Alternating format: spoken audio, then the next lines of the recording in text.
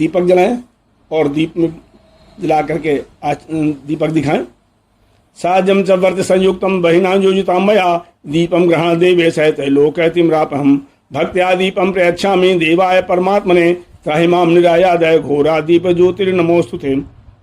हाथ धो लें, हाथ धो करके देवी के सामने भोग रखें, नैवेद्य चढ़ावें। ओम नाभ्यासीदंतरिषदं सृष्णोदो संवर्तत पदभ्यां भूमि सुत दिशा सोता तथा लोकान कल्पयन्। इसके बाद ऋतुफल चढ़ाएं। इदम फलम मया देव स्थापितम पुरस्तत्व है तेन में सफला वाप्ति भरवेन जन्मनि जन्मनि ही। अब पुंगी फल, पान सुपारी, पान, लौंग, इलायची, पुंगी फलम महादिव्यम नानावल्य नागवल्य वेदम इलाचूर्ण संयुक्तम तांबूलम प्रतिग्रहितम। इसके बाद दक्षिणा चढ़ाएं।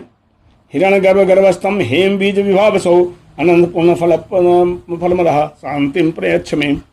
देवी की पुनः आरती करें। कदली गर्भ संभूतम कर्पूरम तो प्रदीप्तम आराध्य कर्मम कुर्वे पशु में बर्दो भवो शरणागर्दीनार्थ परित्राणाय सर्वशास्त्री देवी नारायणी नमस्तुते। देवी प्रपन्नाति हरे प्रसीद प्रसीद मात्र जगतो अखिलस्य प्रसीद विश्वेश्वरी पाहि विश्वम तमीश्वरी देवी चराचरस्य। और इसके बाद देवी की दीक्षा करें। देवी की 3 बार प्रतीक्षा की जाती है। यानि कांच पापानि जन्मांतन कृतानि च तान सर्वान् न सन्ति प्रदीक्षायाम पदे पदे। अपनी जगह बैठ करके दोनों हाथों से देवी के हाथ मूर्ति के सामने 3 बार हाथ घुमा लें। और इसके बाद हाथ में जल, पुष्प और चावल ले लें और हाथ जोड़ें। देवी पार्वती ने भगवान शिव को पति के रूप में पाने के लिए कठोर तपस्या की थी। किंवदंती है कि पार्वती जी के सखियों ने उनका अपहरण करके उन्हें जंगल में छुपा दिया था जहां उन्होंने तपस्या की थी। यद्यपि यह पुराण में नहीं है बल्कि शिव पुराण, रामचरितमानस या अन्य पुराणों के अनुसार नारद जी ने पार्वती जी की भविष्यवाणी करके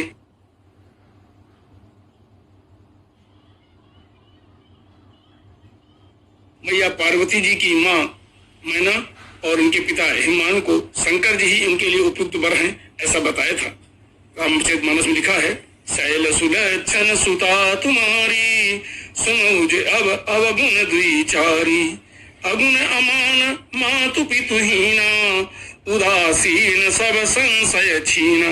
ये दोष थे जे जे बर के दोष बखाने ते सब शिव पहि मैं अनुमाने। इस प्रकार भगवान शंकर से विवाह के लिए स्वयं नारद जी ने ही भीमान को बताया था। अब उन्होंने कहा भी था कि करे सो तप जय मिलई महेशु आन उपाय न मिटाई कलेशु। ये जान करके पार्वती जी वन में जाकर के सखियों के साथ वन में जाती हैं। बस यहाँ पर सखियों के साथ जाती हैं, ना कि सखियों ने उनको अपहरण किया था। शंकर जी को पाने के लिए मैया पार्वती ने एक घोर तप किया। मूल फल, वर्षा ऋतु का बारिश बतासा वाला जो पानी जो बूंद बूंद करके बतासा सब बन जाता, उस पानी को पिया। बेलपाती खाई, कई वर्षों तक तप किया। फिर निर्जल उपवास करना शुरू कर दिया जिससे उनका शरीर बहुत ही दुर्बल हो गया।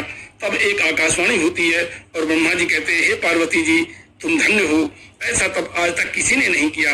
अस तप काहूं न कीन भवानी भय अनेक सिद्ध मुनि ज्ञानी। इस प्रकार का तप देकर स्वयं शंकर जी ने सप्त ऋषियों को उनकी परीक्षा लेने के लिए और अगर वो सफल होती हैं तो उन्हें उनकी मनोकामना पूर्ति का वर देने के लिए पार्वती जी के पास भेजा। भाद्र शुक्ल पक्ष तीज को ही, जिसका आज पूजन हो रहा है, जिसे हरतालिका तीज कहते हैं, सप्त ऋषियों ने के दिन ही उनकी परीक्षा ली थी। और परीक्षा में उन्होंने जाकर के कहा, अरे पार्वती तुम किसके लिए व्रत कर रही हो, इतना कठिन तपस्या कर रही हो, अरे इससे अच्छा तो मैं तो विष्णु के साथ अपना विवाह करो, विष्णु भगवान है। सुन करके पार्वती जी क्रोधित हो जाती हैं और उनसे कहती हैं, मैं मानती हूँ तुम्हारी नजर में भगवान शंकर भले ही दीन हूँ, निर्गुण हूँ, खराब देश वाले हूँ, किंतु मुझे तो पार्वती शंकर जी से ही विवाह करना है, इसलिए विष्णु के लिए तुम कोई और कन्या ढूंढ लो।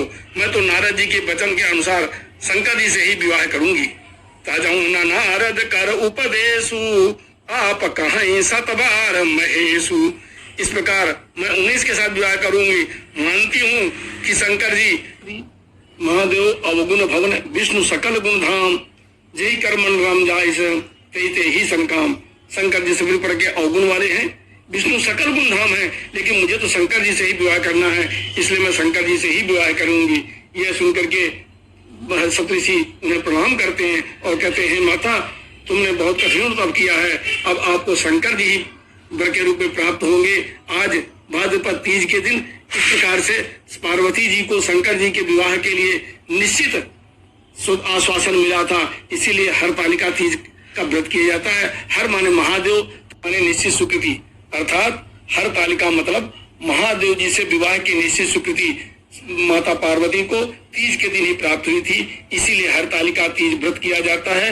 बोले हरतालिका मैया की, शंकर भगवान की जय, बोले पार्वती मैया की। इस प्रकार यह कथा यहीं पर पूर्ण होती है। अब आपके हाथ में जो भी अक्षत पुष्प है वो सब भगवान को अर्पित कर दें। अब आपको अगर ये हमारी कथा पसंद आई हो कमेंट करें और हमारे से इस